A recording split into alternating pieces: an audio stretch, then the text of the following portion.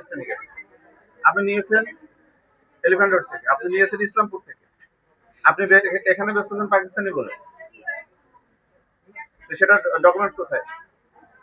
আপনি নিজে জানেন না যে এটা পাকিস্তানি নাকি বাংলাদেশি, তাহলে আপনি পাকিস্তানি বলে কেন বেচতেছেন?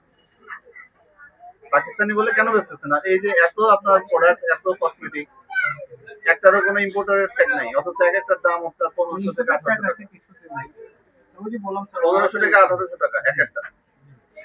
তাহলে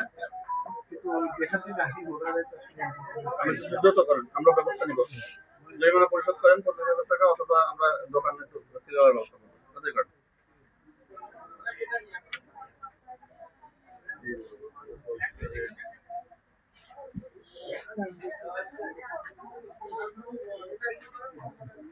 কত আছে?